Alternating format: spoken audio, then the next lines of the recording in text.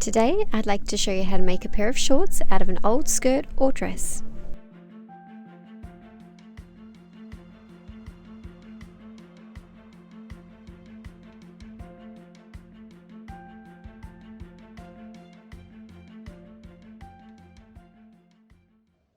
I've got a little bit of spare material from the fenders that I made, so what I thought I'd do is make a pair of shorts with it. I've got here a pair of shorts that I already have, and I'm just looking at the actual shape because I think I should be able to copy it quite easily. So we've got a join here and then along there, so when I have a look at my material, I'm going to try and just copy this as a pattern. Material came from the bottom of a dress. The rest of it I used to cover a fender, and it's already hemmed at the bottom and sewn on the sides.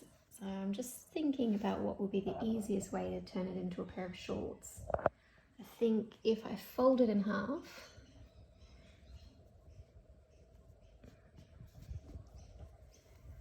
and then have a look at the shape of this,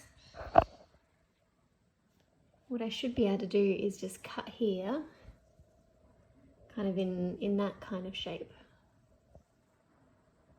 and along there, because that will need to be cut as well. So I'll straighten that up and I'll cut it, and then I'll have a look. And the first thing I need to do is turn the material inside out, and I'm going to sew on each piece from here to there and from here to there, and what that's going to do is that's going to create the bottom of the shorts. Once I've done that, then I need to join this part with this part on just one side and sew them together up to the top, and then on the other side, and then we'll do a quick place for a little bit of elastic and it'll all be done. Easy done. I've just sewn from here to here and here to here, and now I'm going to open these up because I need to join them right here at the base, and then the top side gets sewn to the top side and the bottom side gets sewn to the bottom side, and that will give me my basic short pattern. That worked perfectly, and yeah, they're pretty much shorts now, so super excited because I'm literally just making this up. So now I'm gonna just fold the top over and sew from here. Like I'll fold it all and I'll sew from there to there, leaving a small gap, and that's where I'll insert the elastic, and then I'll also look to see if I've got a little ribbon or something I can put there.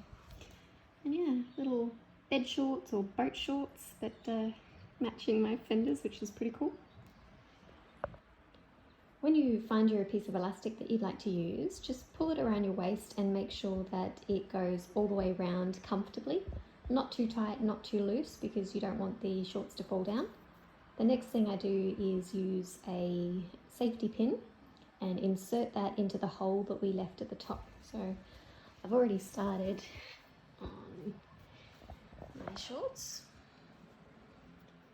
So the hole we left here because we sewed all the way around and we stopped, leaving a hole. So when you're ready, you can get your elastic and just follow that safety pin all the way around. If you're worried about the other side going in as well, you can actually use a second safety pin and just pin that to the outside so it can't disappear on the inside. Here's my piece of elastic all threaded in. It's just an old piece that I had laying around. So what I need to do is try and flatten it out because I want to make sure that it's not folded on the inside. So on the inside I want it to be flat all the way around before I sew it, not kinked like that, because you're always going to feel that. So I'm going to sit and feel and make sure that it's nice and flat, and then I'm going to put the two ends together where I think they should join. So I think when I did my measurements I might do one line down here and one line down there, connecting them both nice and tight together.